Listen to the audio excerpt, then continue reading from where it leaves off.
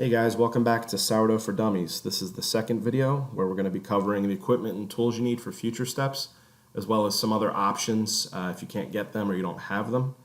So let's get started here. So in the first video we talk about how to feed or create a sourdough starter. We cover some of the equipment that you're going to need in there, but I'm just going to cover it again here just to be certain. The first thing you're going to need is a basic measuring cup, like a Pyrex that you see here or anything else similar. You're going to need a mixing spoon. I use a metal spoon, just a silverware spoon. I believe the bigger one, the tablespoon. Other than that, you're going to need a container. So this one you need to think about a little bit. Like I said in the first video, you have to have a container that has a way to go airtight, so a seal or a lid or something like that that snaps onto it.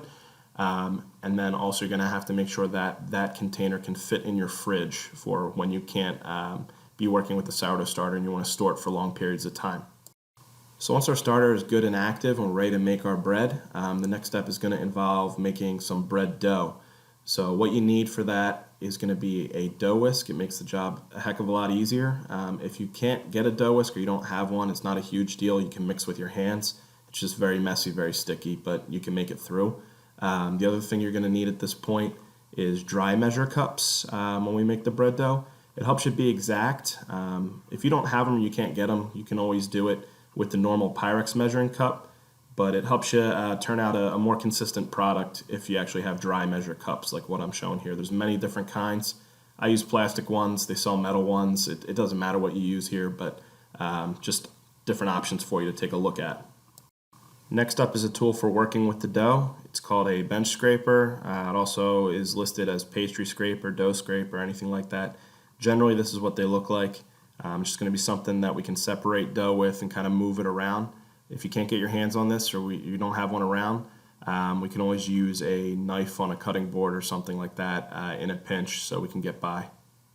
The next thing you're going to need is 2 proofing baskets. These are also listed as Banneton or broad form on different websites and stores. Whatever you get, just make sure it has a liner like what you see here. And the general size you're going to go for our recipe is around 8 or 9 inches, either oval or an 8 or 9 inch round one. If you don't have one of these, you can get by with a container, and we'll put a linen liner or cotton liner in it and flour it up for a future step. Alright, coming in the home stretch here, the next piece is called a bread lamb. It's basically a razor on a stick. They make many different kinds, from basic all the way out to fancy. I just got a basic one. It works for me for what I'm doing.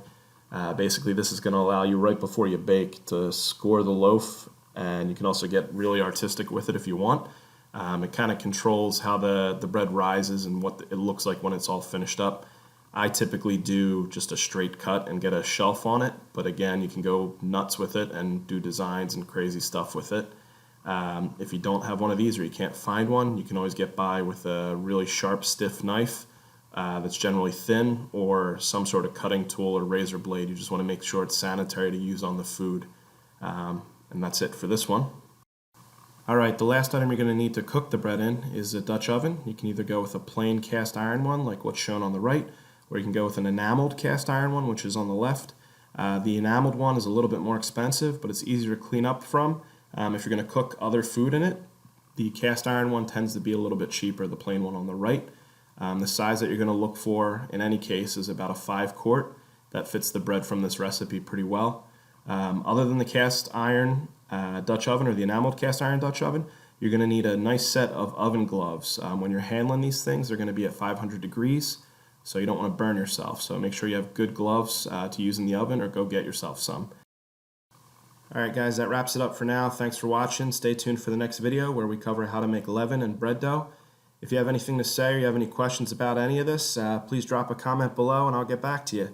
See you for the next video. Thanks again.